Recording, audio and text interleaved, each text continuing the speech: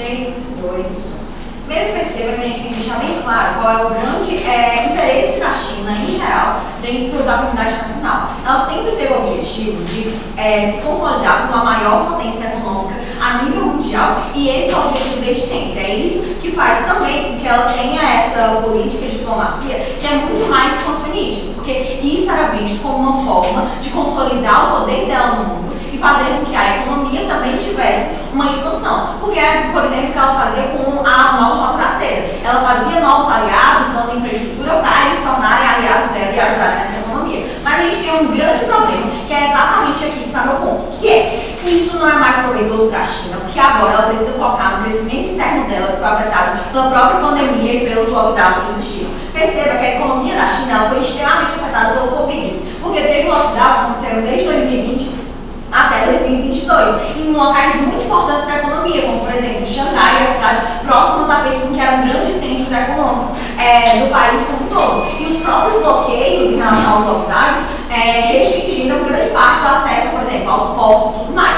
Isso significa que hoje, em 2022, a economia chinesa está crescendo a 3%, quando na última década cresceu a 9%. Em comparativo, quando a gente tem, por exemplo, os Estados Unidos e os opositores da China como um todo, por mais que eles tenham dificuldades em relação à própria pandemia, essa dificuldade não é tão grande. Perceba que o próprio objetivo central da China, de ser uma política, de ser uma potência econômica, está sendo dificultado. Mas aí que vem o problema, que é, a partir do momento que eu tenho uma política diplomata da World Order, que coloca como grande foco as relações internacionais expansionistas, ou seja, você gastar dinheiro com os seus, por exemplo, países aliados, criando novas rotas da seda, infraestrutura, ou então eu gastar capital político, gastar tempo, investimento, ou então esforço mesmo para esse país, para poder fazer relações mais expansionistas, isso faz com que eu tenha um desvio de foco do que realmente interessa. Perceba que você está gastando dinheiro, você está gastando investimento, você está gastando tempo, e você está gastando a própria visibilidade da China para um processo expansionista que hoje não vale mais a pena, porque ela não consegue estabelecer o próprio objetivo dela, que era o crescimento econômico por si só, no sentido de manter as mesmas parâmetros que tinha antigamente. É necessário que dentro desse período de queda econômica, ela foque principalmente no interno. Isso significa não ter mais tantos gastos externos que são desnecessários para que esses gastos possam ser voltados para a economia interna. Isso significa também que a própria visibilidade ela vai ser dificultada, porque agora eu entendo, a China ela vai se estabelecer como um ente mais neutro, ela não vai se impor mais em determinados conflitos para não ser uma oposição tão grande, mas isso faz com que ela não seja mais um ente contrário que é tão visível assim. Porque o segundo grande problema não é só o desvio de foco, porque o desvio de foco acontece, mas também porque você ser uma ameaça visível sempre piora também a relação que você tem com seus próprios opositores. Isso faz com que ela seja sempre vista como um grande perigo. Ela mas perceba que dentro desse cenário em que ela não tem um crescimento econômico tão forte assim, os outros países, como o próprio Estados Unidos, eles também veem que esse crescimento ele foi disputado, ou seja,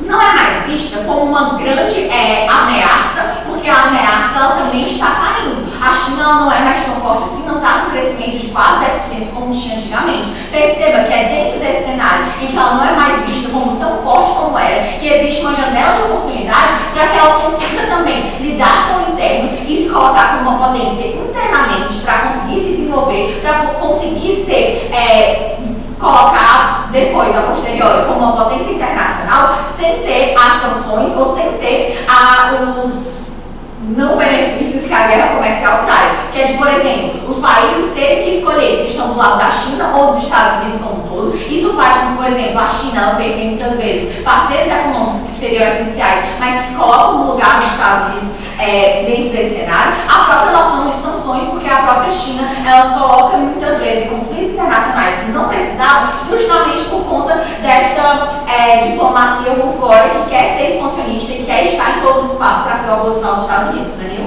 Seu argumento não é mais proveitoso porque agora precisa se recuperar da Covid, mas a gente está falando de abandonar essa política definitivamente, mesmo após se recuperar da Covid.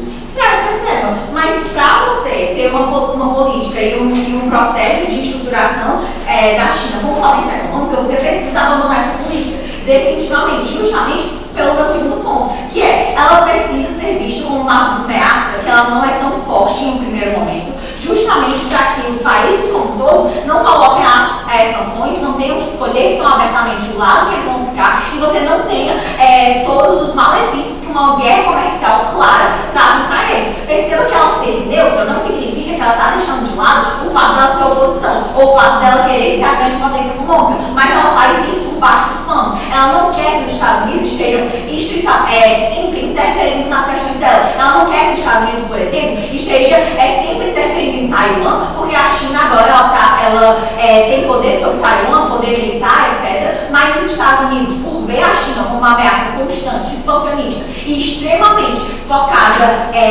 na sua força mesmo, que é isso que traz essa diplomacia, sempre faz com que os Estados Unidos eles também usem do mesmo tipo de mecanismo, que é a força, que é o expansionismo, que é também você ser mais agressivo dentro desse cenário. Então perceba que a agressividade da China, ela também colabora com a agressividade dos Estados Unidos. Então é justamente porque eu tenho um desvio de foco que realmente interessa, porque no primeiro momento é importante a China se consolidar enquanto economia, para depois se consolidar como uma potência global, quando ela já estiver mais à frente dos Estados Unidos na corrida econômica como um todo, e também porque eu tenho que, é interessante que para a própria corrida econômica, eu tenho uma diminuição de todas as sanções que você ser visto como uma ameaça sempre traz para a própria China. Perceba que a gente está falando de um país que historicamente tem um interesse econômico. Então não é porque a China, ela de vez em quando, mas adotava essa política do Wolf Water, que isso não pode ser abandonado definitivamente, porque como eu já disse, nós trazemos dois benefícios principais que são muito importantes para a consolidação do principal objetivo da China como um todo. Muito obrigada. A mesa agradece e agora convido a diretor da oposição.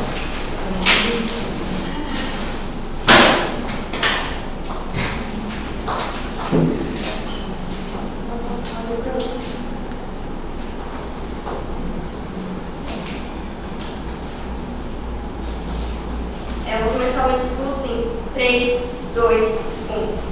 Mesa, trazendo mais alguns frames que não foram trazidos pelo primeiro governo desse debate, o que acontece? Quando a gente vai falar sobre China, a gente não pode apagar o que acontece dentro da China. O que tem dentro da China? O Partido Comunista Chinês. Se eu estou pensando enquanto China, eu não posso não falar sobre quem regulamenta tudo o que acontece ali dentro. Eu não posso não falar de como dentro do Partido Comunista Chinês existe uma continuação no poder e de como eles continuam mantendo isso para regulamentar o quê? Uma economia, para regulamentar o que acontece. Quando eu estou falando de Wolf Warrior, eu não estou falando de uma coisa que nunca aconteceu.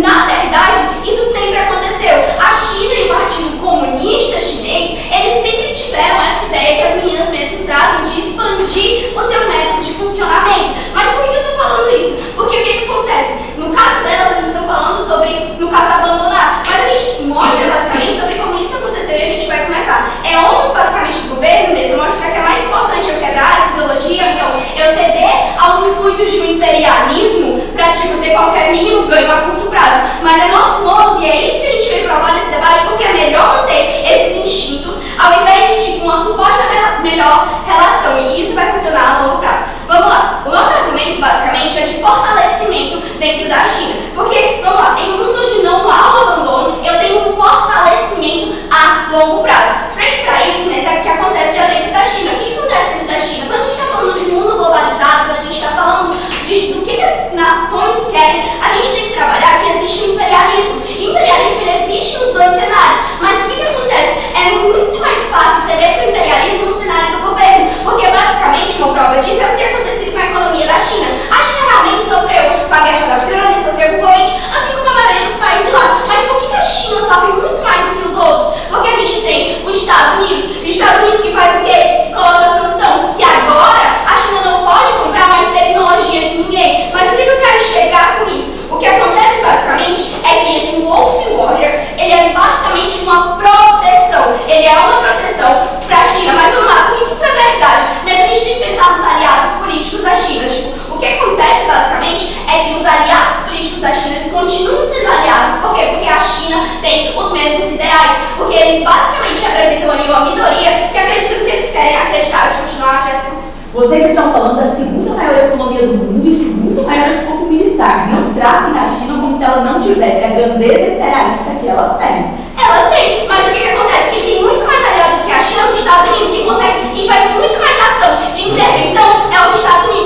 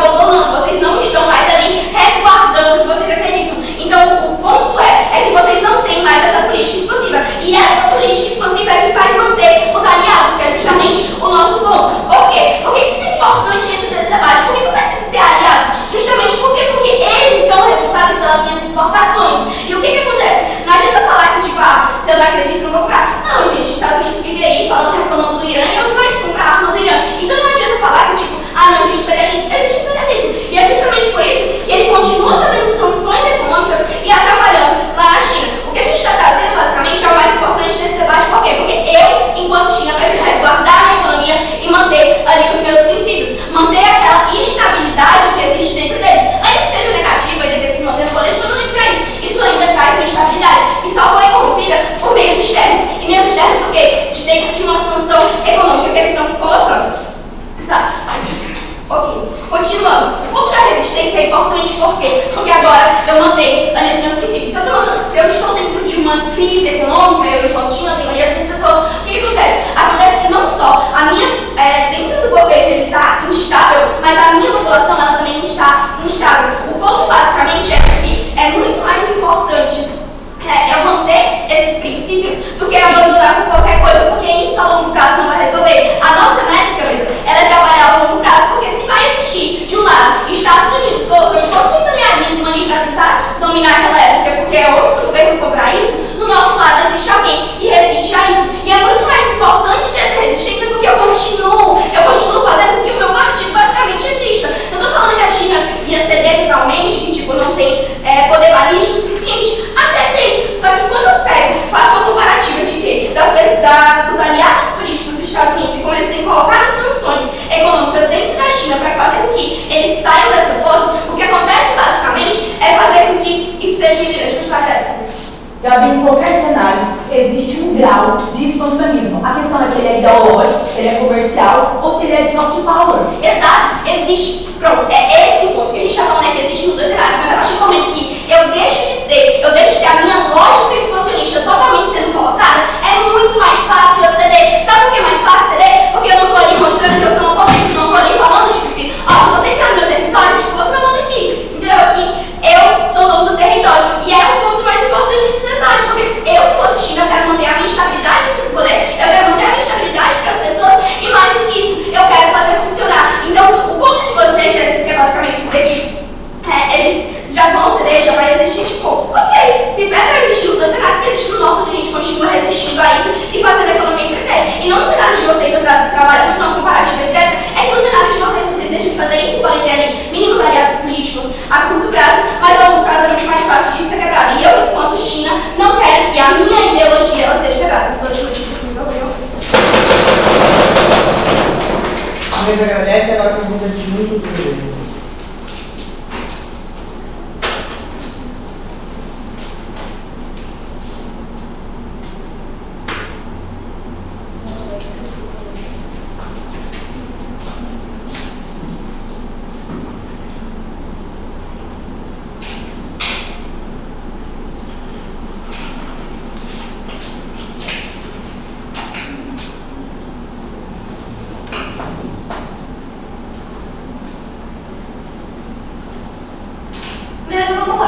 Em duas ideias principais dentro do governo para a gente conseguir mostrar como que abandonar definitivamente esse tipo de política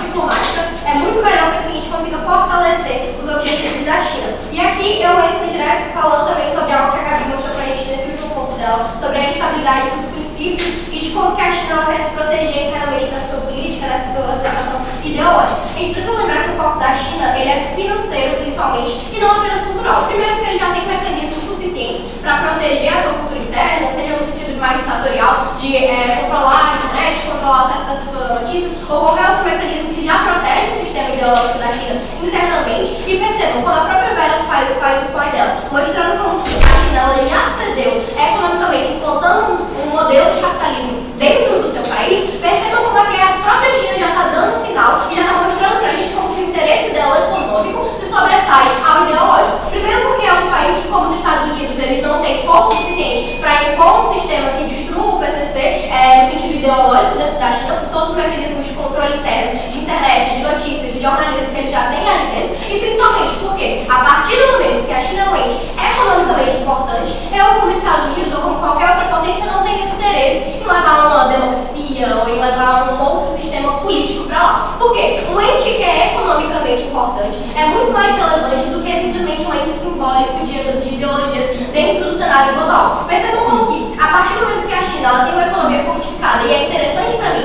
que eu me relacione economicamente com ela, eu não preciso que ela seja o sistema mais democrático do mundo. Eu só preciso que ela seja economicamente interessante e que a relação com ela me beneficie. A partir desse momento a gente entende como que o ponto das meninas sobre a relação simbológica, ideológica, essa tentativa de se proteger ideologicamente, já é irrelevante, porque a China ela não precisa disso. A partir do momento que a gente entra no passo da veras e a gente mostra como que a gente se fortalece economicamente abandonando essa noção, a gente já consegue se colocar como um ente que é suficientemente interessante para o ambiente internacional e não ser atacado, não ter nenhuma influência dessa relação simplesmente ideológica. Mas entrando aqui direto em completar o caso da Vera, a gente tem dois pontos principais. Primeiro, o desvio de foco, que a Vera já mostrou pra gente como que a China tem gastado muito em políticas expansionistas com a Rota da Seda e principalmente em conflitos. Perceba como aqui conflitos bélicos, principalmente dentro de Taiwan, tentando se proteger desses expansionismos, gastam muito dinheiro. E a questão aqui é basicamente um trade-off. Percebam que, mesmo que a China tenha muitos recursos e ela seja assim, uma potência mundial, todo país ele tem recursos finitos e a gente precisa escolher onde investir. A partir desse momento, a gente entende como que, quando a gente foca no desenvolvimento interno, a gente consegue proteger e reforçar a nossa economia. Quando a China fica gastando rios de dinheiro, tentando investir na África, tentando fazer uma nova Rota da Seda, isso não está retornando para ela diretamente. A economia ela se torna menos fortificada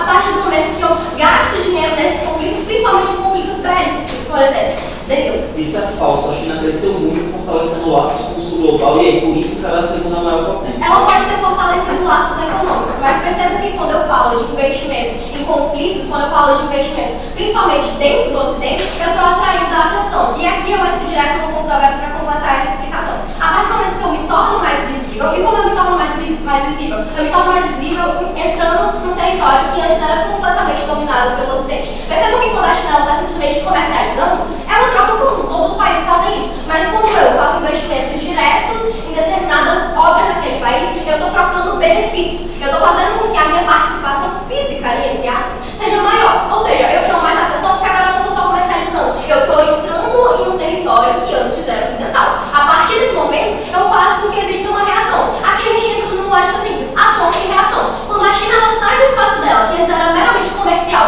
meramente econômico, e ela entra politicamente num território que era antigamente dominado pura e simplesmente pelo Ocidente, a gente tem uma ação na verdade, uma reação do Ocidente, dos Estados Unidos, principalmente como ente principal representando o lado ocidental. A partir desse momento, a gente tem que a reação deles é justamente de impor mais sanções, seja no sentido econômico, até mesmo no sentido bélico, de tentar expulsar aqueles investimentos, tentar expulsar aquelas ações que estão sendo fisicamente feitas pela China dentro daqueles territórios. Ou seja, eu chamo mais atenção para gerar conflitos e eu chamo mais atenção também para atrair sanções para o meu território. E assim a China perde cada vez mais economicamente a partir do momento que ela investe nesse país numa política expansionista. Ela não perde só porque ela está gastando dinheiro ali, mas ela perde porque ela chama atenção e o Ocidente faz com que as sanções sejam impostas belicamente no sentido de tentar coisas naquele próprio território para expulsar a China e também economicamente impondo sanções ou tentando fazer com que aqueles países do sul global, por exemplo, tenham que escolher um lado. A partir do momento que eu gero essa guerra comercial e percebo que a guerra comercial ela é principalmente uma ação de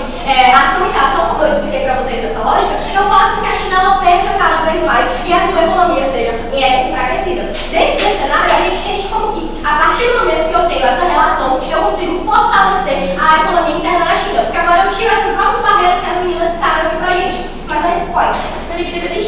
Da seda, qualquer coisa, tipo, ela continua sendo inimigo comum, porque ela é inimigo da... Vamos entrar nesse ponto agora, exatamente. Por que a gente precisa, mesmo que a China seja vista como inimigo de alguma forma, por que a gente precisa abandonar definitivamente essa política? Mesmo que ela seja vista em algum nível como um inimigo comercial, porque ela vende muito, ela é muito forte economicamente, a gente tem um ponto aqui, que é a lógica da ação e reação, ela se aplica muito fortemente nessa ideia. A partir do momento em que eu engajo mais fortemente atacando, eu faço com que as sanções elas sejam maiores para o meu lado. Antigamente, eu era simplesmente um ente que vendia muito e a partir desse momento, talvez alguns países focassem em comercializar com outros. Mas perceba como não existe uma guerra comercial nesse sentido. Eu não preciso ver a China como uma ameaça que vai me destruir, porque agora essa comercialização ela é mais diplomática, ela é mais assim, não tem um sentido tanto de ataque. Então, a partir desse momento, eu consigo diminuir essas sanções, me protegendo e fortalecendo a minha economia interna. A guerra que vocês falam, ela vem principalmente porque a China está atacando, ela está no sentido de expansionismo. E aqui a gente entra num ente que é muito simbólico, que é a própria ideia de Taiwan, que a Vera já falou pra gente. Taiwan ele é basicamente um símbolo do Ocidente dentro da China. A partir do momento que a gente tem a China tentando ações mais agressivas, por exemplo, como a gente tem visto recentemente, para provar sua política expansionista, ela está mexendo num símbolo ocidental. E isso faz com que ela ganhe muito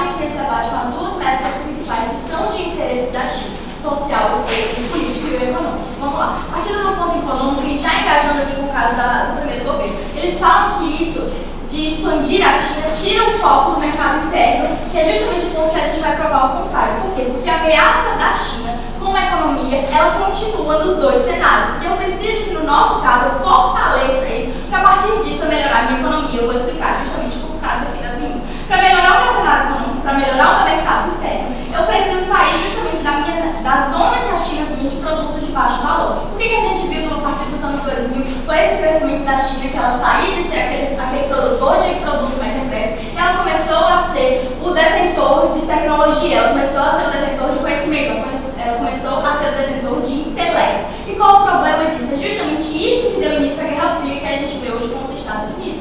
Nova guerra, que está sendo chamada de Nova Guerra Fria. Por quê? Porque a partir disso eu tenho um oponente para os Estados Unidos no âmbito econômico. E por que é que isso é tão problemático? Por que é que isso vira justamente com o nosso caso? Porque quando eu saio desses produtos de baixo valor e eu melhoro a minha economia, eu melhoro os meus produtos, eu trago dois pontos. Primeiro, eu melhoro a minha mão de obra, eu melhoro o produto, o valor dos produtos, valor agregado dos meus produtos. E por que isso é bom? Porque isso vai melhorar o meu mercado interno, vai melhorar o meu consumo interno. Quando eu tenho maiores salários, quando eu tenho justamente melhor mão de obra, quando eu tenho maiores produtos agregados, quando eu tenho essa tecnologia, eu evidencio justamente esse crescimento da China, que ela deixa de ser aquele produtor mequetrefe e ela passa a ser detentor desses conhecimentos. E isso é importante para a economia dela. Então, se eu quero fortalecer o meu mercado interno, eu preciso fortalecer a minha economia. E como é que eu vou fazer isso? O ponto é que a China está recebendo cada vez mais sanções dos Estados Unidos, justamente por causa disso, porque agora ela é uma frente.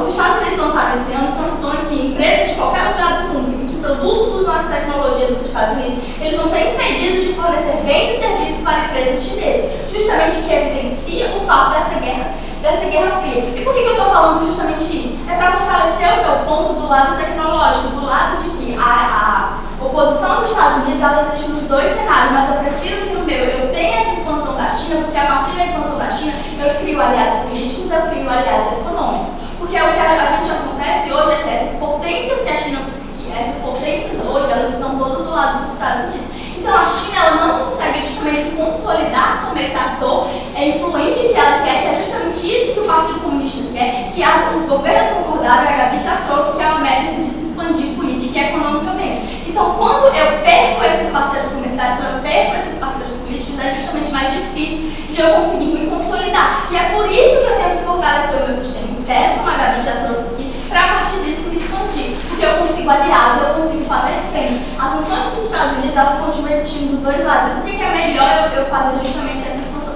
Para garantir. O que acontece é que a China, ela simplesmente, se ela resolver quebrar isso, não ser mais expansionista e se abrir, por exemplo, ao mercado, como as meninas falam. Mesmo que ela diz, como a questão do governo dos dois sistemas, isso tem se provado que foi justamente no início. Por que ela se abriu? Porque ela queria algum mercado consumidor. Algum mercado consumidor, e o mercado que ela conseguiu foi justamente o externo, né? Esse mercado de produtos de baixo valor. Hoje, essa não é mais a realidade da China. E o meu ponto é justamente esse, de que quando eu quebro isso, eu vou ter uma China que ela vai continuar sendo isolada, ela vai continuar tendo essas sanções, mas ela não vai ter parceiros comerciais para se fortalecer. E esse é o ponto principal, de que se eu quero fortalecimento, de que eu quero melhorar justamente a minha tecnologia, a minha mão de obra, eu preciso justamente fazer frente aos Estados Unidos, porque essa força dos Estados Unidos não vem deixando isso acontecer. Pode prosseguir.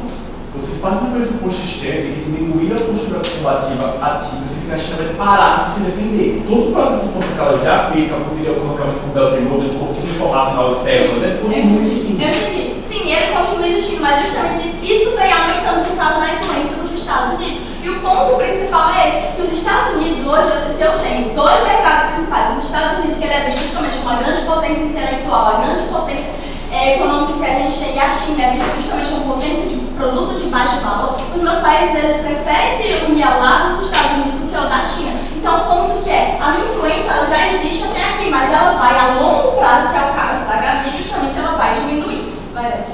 A expansão lá está pouco, porque só agora ela conseguiria potências como aliados, se não conseguiu até esse momento. Tá, ok, mas o ponto por que eu conseguiria aliados? Então vamos lá, vamos trabalhar isso justamente no cenário que eu venho falando. Porque quando ela consegue isso, ela dá esse mercado dela, ela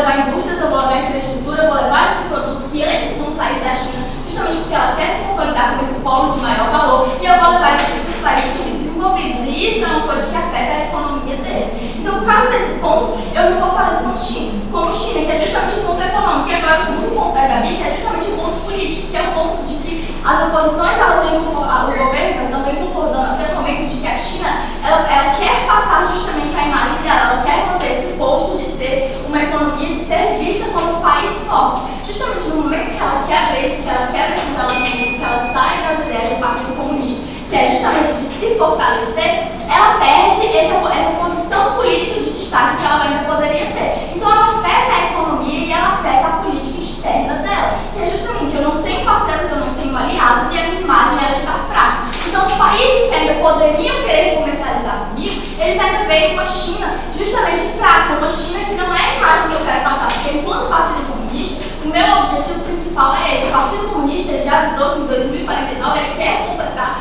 os 100 anos da Revolução de 9 de Setembro sendo a principal economia global. Então eles precisam passar essa imagem política, porque é de interesse do próprio Partido Comunista, da própria China se mostrar como uma potência, que ela é capaz justamente de fazer frente aos Estados Unidos, de levar investimentos para esses outros países desenvolvidos, seja por meio da nova financeira, para se fortalecer política e economicamente. Então, a partir disso, eu consigo me fortalecer internamente, melhorar o meu mercado interno, melhorar o meu mercado externo e fazer frente justamente aos Estados Unidos, mantendo os meus princípios do Partido Comunista. E é por isso que eu tenho muito orgulho.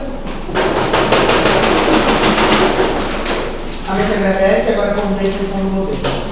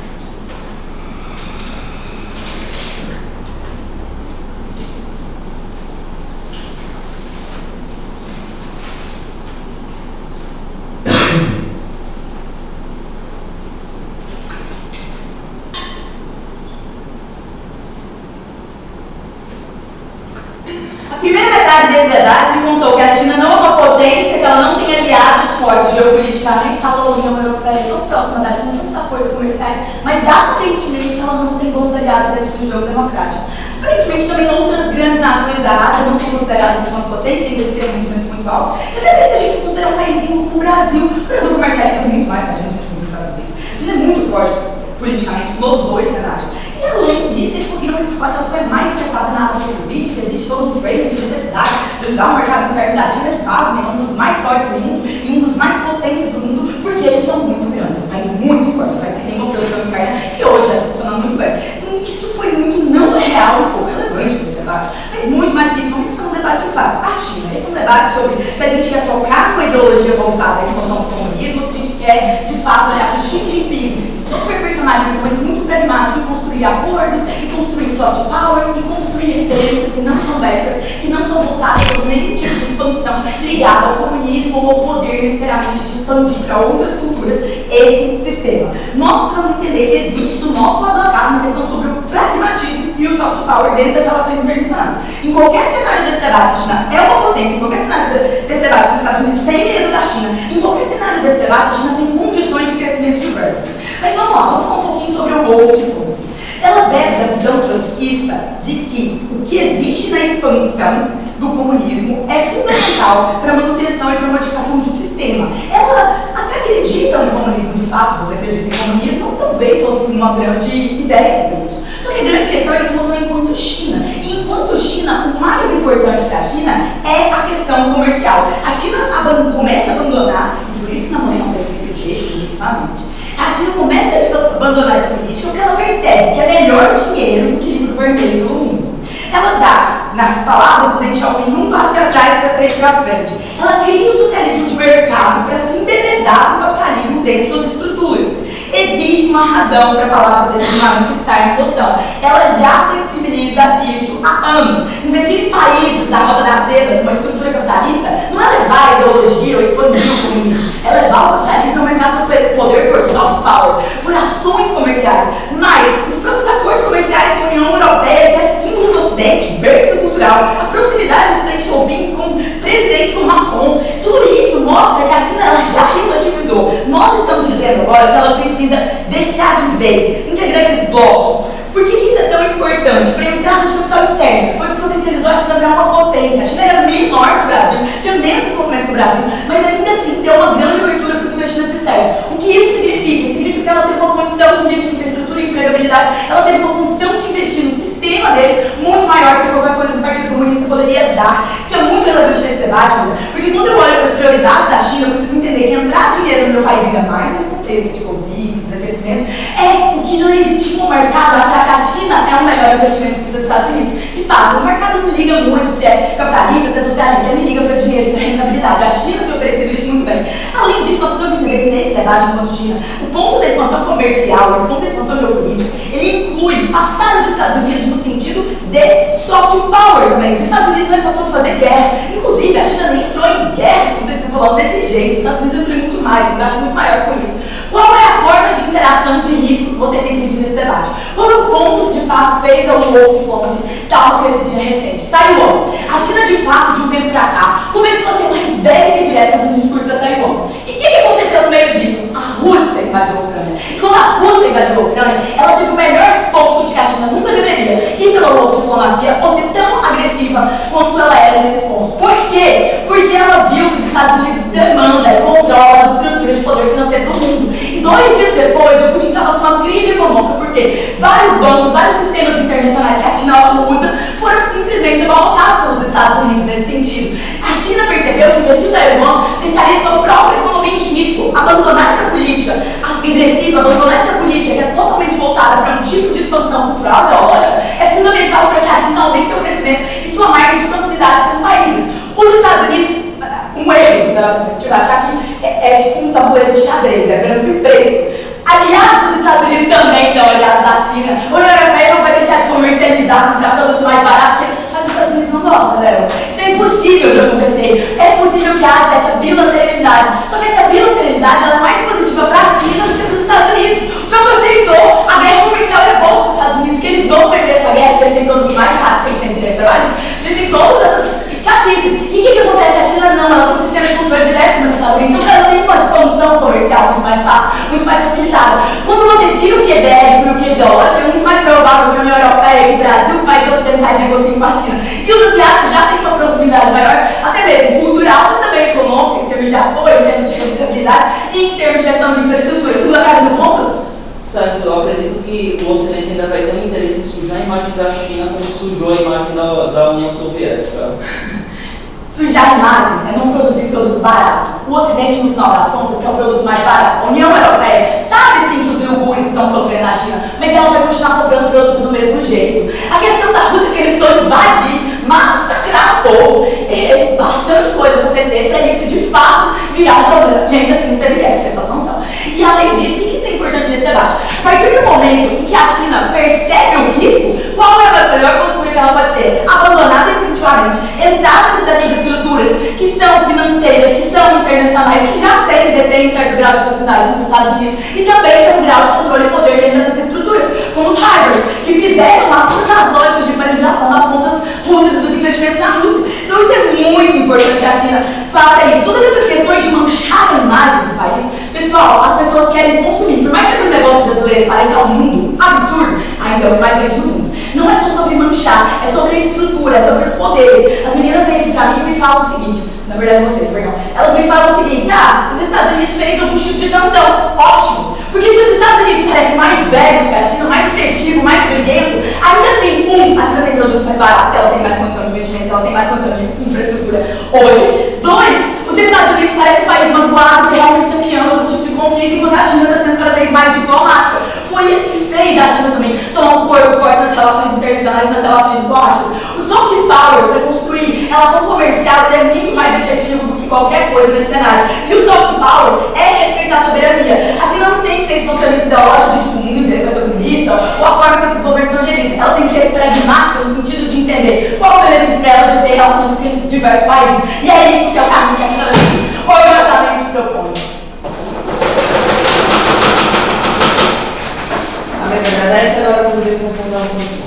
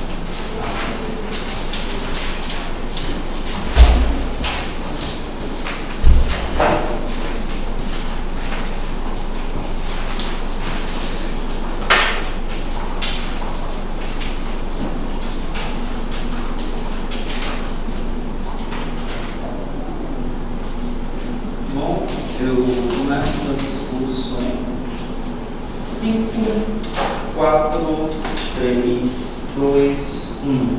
É inerente à história da raça humana o imperialismo. Os Estados Unidos hoje é um império e antes disso eles faziam parte do Império Britânico, que antes disso fazia parte do Império Romano, e necessariamente a raça humana em qualquer lugar do mundo, ela se constitui em impérios que precisam se expandir e necessariamente eles entram em choques com outros impérios que começam a se enfrentar. O que os governos não identificam nesse debate é que não é uma situação de que por causa da China ser assim, por causa da China ser assim que o Ocidente age desse modo. A gente tem que entender que a gente tem um contexto de não só colonialismo, mas pós-colonialismo, que é caracterizado muito por potências ocidentais venderem uma visão de mundo, de como o mundo deve ser, que ela, independente do preço, do valor e da eficiência econômica, consegue impactar a visão ideológica das pessoas que podem se aliar ou não à China economicamente. Um bom exemplo disso é a chacota do vacina, do como, não importa o quanto a China chegou aqui no Brasil primeiro com uma vacina que possa curar de uma doença, ainda assim o imperialismo ocidental, naqueles que são afetados dentro aqui do nosso país,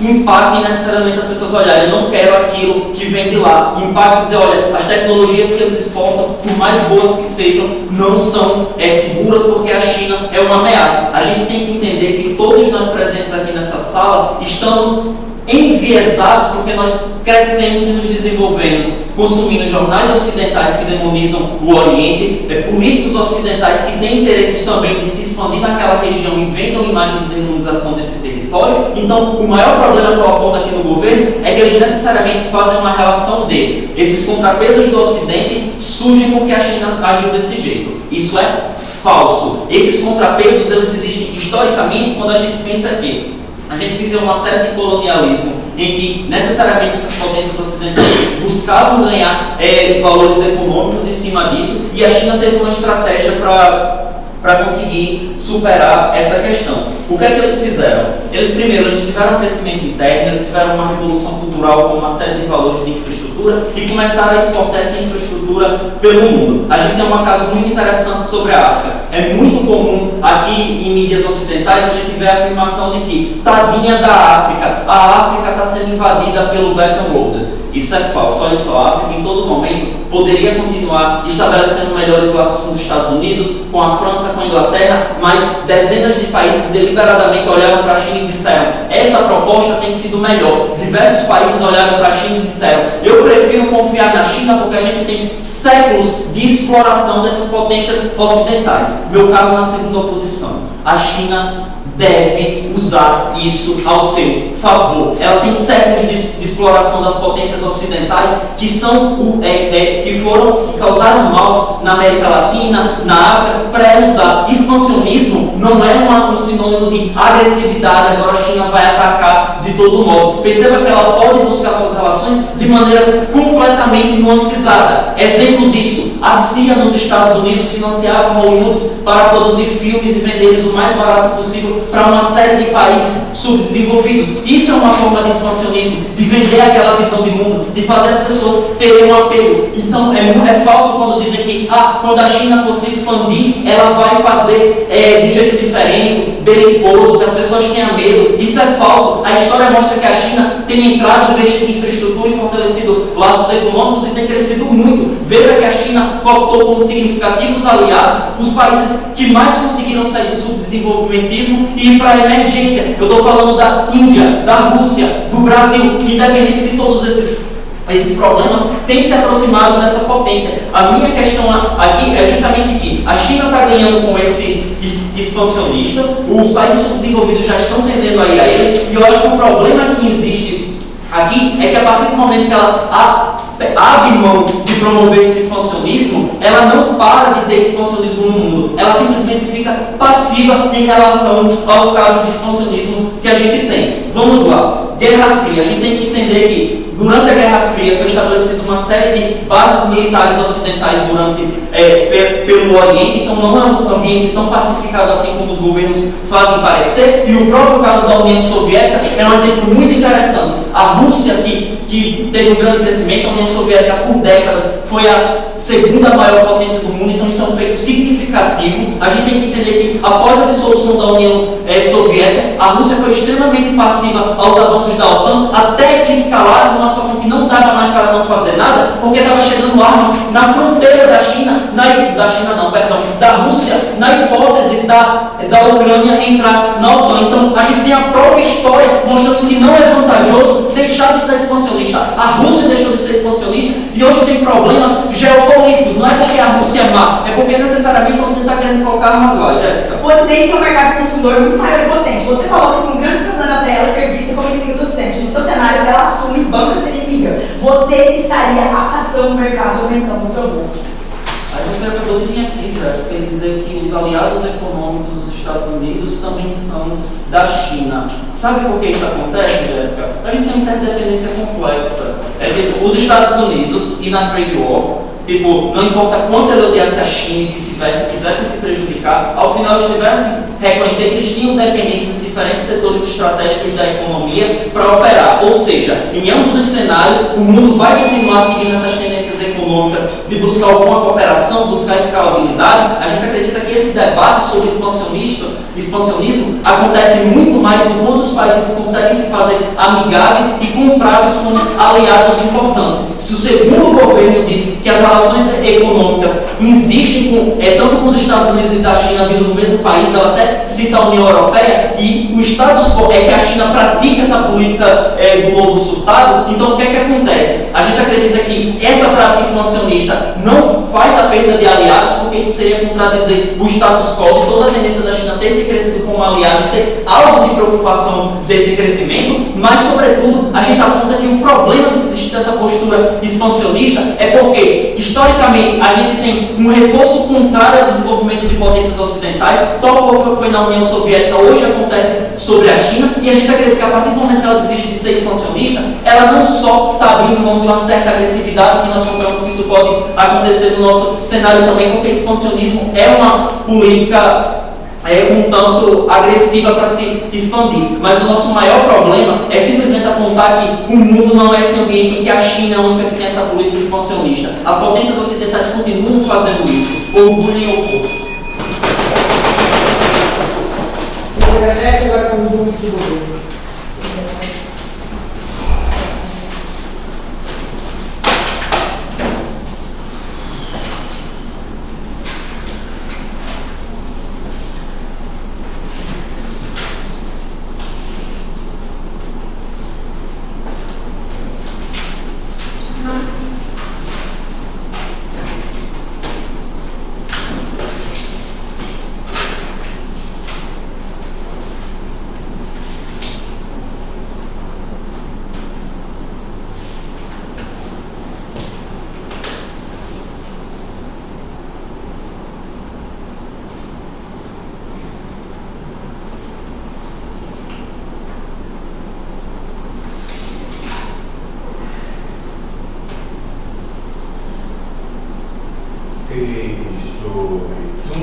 Mesa, discussão de relevantes. Note qual é o comparativo nesse debate em relação ao Wolf Policy. Eu tenho visto todos os feministas têm jogado muito nesse debate como significando ou que a China simplesmente passa a ser uma auto pacífica que não se defende ou não atua mais em prol dos seus interesses, ou simplesmente que ele não procura mais buscar isso quando isso influencia de alguma maneira. Note que o sentido desse debate, por exemplo, até o sentido que é colocado pelo Wolf Policy, a gente tem as características que é usado pela China no passado, que é justamente isso que você diz, ameaçava a soberania dos outros países, ou buscavam isso que meter eles ao controle da China. A Petronor, por exemplo, que coloca os países em basicamente forçados agora a fazer parte do seu território sem controle geopolítico, por exemplo, porque agora estão limitados para a China e ela ganhava desse aqui uma expansão de sua área. Isso é muito mais baseado em radical, é muito mais compatível desse tipo, basicamente compra essa bandeira que é a essa fala, muito mais antes desse sentido, de que é algo comunista, expansão do comunismo da China como um break inimigo que está tentando vencer o Ocidente. O que nós mostramos que existe agora um abandono disso, nós ficamos definitivamente uma das outras hipóteses, é que a China passa, na verdade, a buscar uma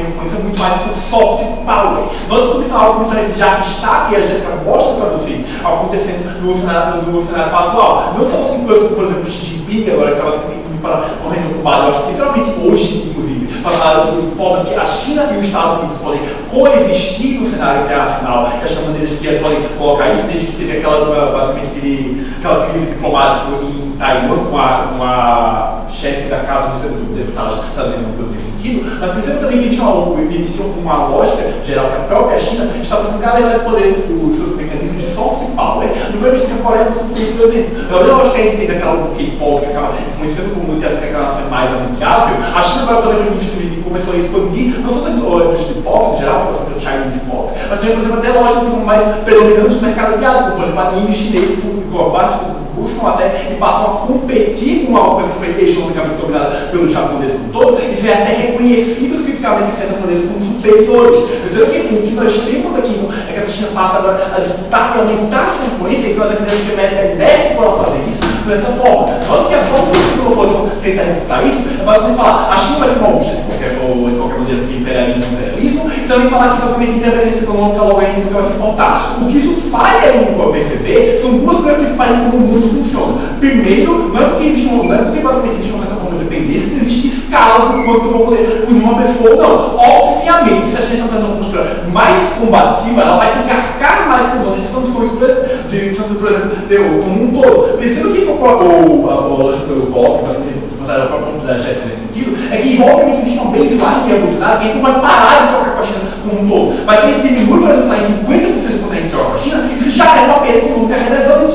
E sendo que o que eles fazem o que lógica da Jéssica é que existe uma hardline em qual ponto se torna justificado internacionalmente. E nós estamos falando desse caso de intervenção. É o que acontece, por exemplo, com a Rússia, quando ela invade, por exemplo, a Ucrânia. Essa é a linha que, quando atravessada, legitima o cenário internacional a intervir basicamente na China. Isso ocorre mesmo porque sanções e todas as intervenções de outros países têm que ser justificadas com gastos de capital político. O motivo pelo qual os Estados Unidos deixou a Rússia se safar por tanto tempo, por exemplo, é porque existe um risco de você, por exemplo, tentar colocar qualquer tipo de sanção no conceito de segurança da ONU, por exemplo, tentar mobilizar os países, e se você tentar fazer aquilo e você falhar, você perdeu a oportunidade, você gastou o capital, você descredibilizado daquela situação. Quando a Rússia, atravessa essa linha, é basicamente uma certeza. Eu tenho toda a narrativa que eu posso instrumentalizar para o meu lado e falar e justificar por que os outros países também devem atacar sanções. Os políticos, inclusive, que falam dessas legislações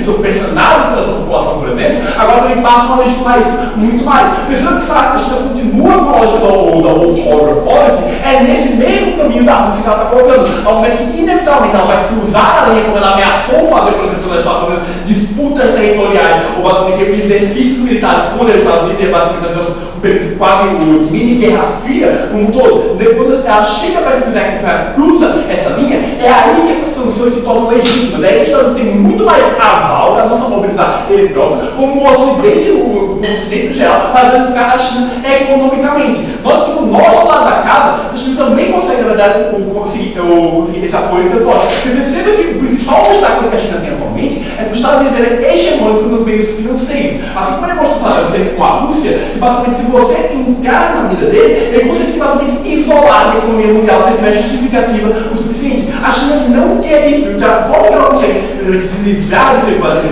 dos Estados Unidos é muito mais do que a população assim, se mostrar como o bom moço, mostrar assim como existe uma lógica geral, como uma lógica dos Estados Unidos, a polícia do mundo, já o imperialista, nesse sentido, que ela é um player como um país em desenvolvimento, a gente está sendo simplesmente vitimizado. Isso é muito mais fácil de entender quando nós estamos indo para uma lógica de soft power, nós estamos ativamente ferindo a soberania dos países e indo para fazer o mesmo imperialismo que os Estados Unidos está fazendo, e percebo que isso até mostra efeito.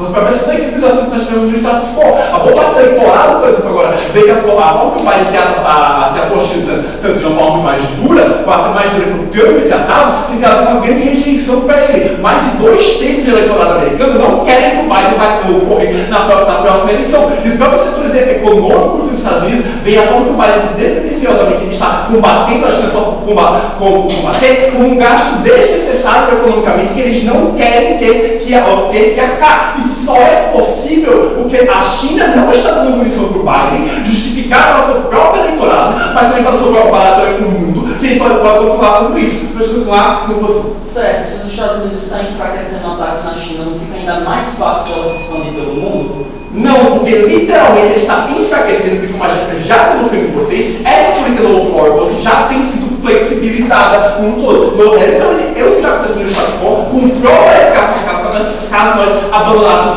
definitivamente a War Policy. O Biden, por exemplo, está forçado agora a ter que abandonar essa postura de durão e ter que negociar com o Xi Jinping termos para convivermos pacificamente, porque ele não tem mais como continuar justificando a postura belicosa que ele tinha anteriormente. Nota que agora a China consegue não só minar o quanto os Estados Unidos agem para impor ela influência no cenário global, como agora ela tem um caminho de entrada para ficar cada vez mais em cada organismos internacionais, também nas organizações financeiras, que permitem ela ter controle. Então, por exemplo, aumentar a cota de investimento do de voto, por exemplo, poder de voto no FMI, ou por exemplo, conseguir alcançar postos de maior e alta burocracia e organismos internacionais que vão decidir se a situação vai ser aprovada ou não, se a legislação internacional, por exemplo, se ela bloqueia a importação de grandes condutores, vai ou não ser legitimada. Por exemplo, ela consegue se entranhar ainda mais com essa lógica que é mais aceitada, aí ela ganha benefícios econômicos, aí ela ganha benefícios geopolíticos, isso não é possível para a continuação sendo comunista.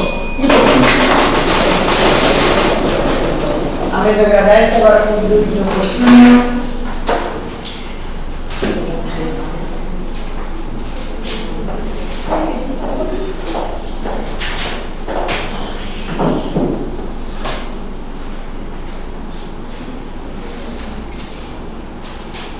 Antes de começar, só dizer que você estava perguntando para você e eu começo o meu discurso em 3, 2, 1. Cada diferenciação, porque a segunda posição vem da primeira posição. A primeira posição, nesse caso, tentando provar a ideia de que essa estratégia é necessária para a proteção da China e a ideia de conquistar aliados. Porque as meninas não pensam, falta mecanismo. Os mecanismos para a primeira posição não nos provam uma grande ameaça iminente contra a China. Elas dão os mecanismos como a proteção da China tem funcionado. Apenas o Danilo, no caso da segunda posição, nos explica que há uma expansão ativa do Ocidente de seus valores, uma expansão ideológica, que tem gradativamente invadido o Oriente e criado um cerco com a China. Danilo vai além e nos comprova da constante expansão ideológica ocidental e o quanto isso é uma ameaça à China, ao Oriente como um todo e à própria China. E como bem delineado por Danilo, o Ocidente historicamente se irradiou na região oriental, na verdade que não se dá para negar, instrumentalizou valores, escravizou povos e ativamente combateu valores orientais, com uma constante retaliação ao governo do PCC, que não importa o que ele fale ou se reafirma, ele nunca é legitimado, porque não se converte à democracia ocidental. Foi o que aconteceu com a antiga União Soviética. Os Estados Unidos não descansam enquanto não destruírem a potência oriental. A China ela tem que permanecer com a estratégia diplomática de expansão ideológica justamente para resistir. Dito isso, resposta ao caso do primeiro governo. O primeiro governo ele tenta deturpar o debate, dizendo que o principal objetivo da China é simplesmente potência econômica e que não tem nada a ver que se você conseguir a partir disso conseguir. É também potência política e ideológica, justamente porque a China ela precisa resistir à dominação ideológica e cultural dos Estados Unidos, inclusive no valor da democracia ocidental, que os Estados Unidos querem impor a todos, mas conhecendo o próprio contexto político da China, a gente já foi provado aqui que é interesse da China e não é interesse da China importar ou recepcionar sequer valores democráticos ocidentais. Isso é sim uma ameaça, isso é uma expansão ideológica que fere a questão da resistência chinesa da própria potência como um todo ideológica da China. Fala da ideia que o primeiro governo fala que você precisa focar em sua economia interna, que foi afetada pela pandemia, e que assim você está gastando à toa recursos com a aliança, por causa que você tem a escolha entre fazer aliança e crescimento interno. Gente, perceba, foi trazível e reafirmado até mesmo pelo segundo governo. A gente não está falando de um universitário que no final do mês tem que escolher pagar a fatura do cartão entre investir em locomoção ou alimentação. A gente está falando da China, maior uma das maiores potências econômicas aqui já. É a aposta de ser a maior potência econômica comercial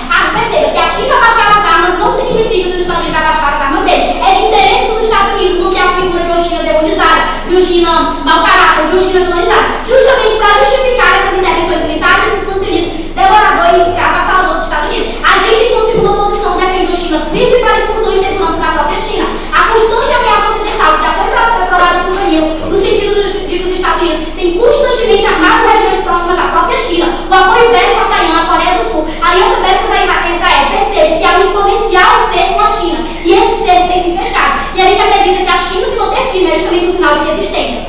Ponto que eles trazem aqui, perder parceiros porque você é inimigo dos Estados Unidos. Gente, isso não é totalmente verdade, eu fui trazido até pela pelo próprio segundo governo. A gente acredita que, na verdade, a China é uma potência tão forte que não é fácil você abdicar de fazer relações, inclusive com a China. Ela tem um potencial, um mercado que está muito aquecido, um potencial comercial tão expansivo que não é qualquer pessoa que fecha as portas para a China. Afinal, não dá para você negar comércio com a China, porque hoje em dia ela já se irradiou em quase todos os países. E outro ponto.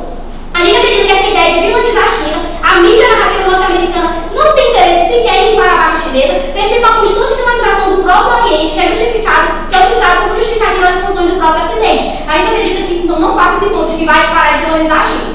Não te prosseguir, carinhos. Por que a proteção ideológica chinesa tem que ser a expansão e não a proteção interna e o avanço econômico, como a gente fala? Meu amor, porque a gente já foi travado pelo Danilo, a ideia de que os Estados Unidos não se contentam em simplesmente ser democracia, ele quer impor os valores deles, ele quer se expandir, ele quer fazer a dominação ideológica. Isso vem desde a Guerra Fria, desde a Primeira e a Segunda Guerra Mundial. Eles não se descansam enquanto eles não são a principal referência de potência no mundo. Eles vão continuar tentando importar os valores deles lá dentro, eles vão tentar se construir lá dentro. Essa é a questão, a gente está falando para vocês que abaixar as armas que percebem. Não é algo transitório, não é mitigar, não é diminuir o teu freio, é abandonar definitivamente essa estratégia. A gente acredita que a gente tem que se continuar se esconder, a gente tem que continuar se estender e tem que resistir enquanto potência ideológica. Já voltando agora com o caso do segundo governo. Primeiro que eles partem da premissa de que o fato de eles terem flexibilizado de certo modo essa estratégia seria dizer que eles estavam abandonando definitivamente. Perceba que é uma falsa simetria. Flexibilizar em algum nível essa estratégia, negociar com a União Europeia, não significa que a PCC, que a China como um todo, está abandonando necessariamente a sua estratégia de expandir a sua questão ideológica. Na verdade, já foi questionado, ele já afirmou que sim, entre escolher você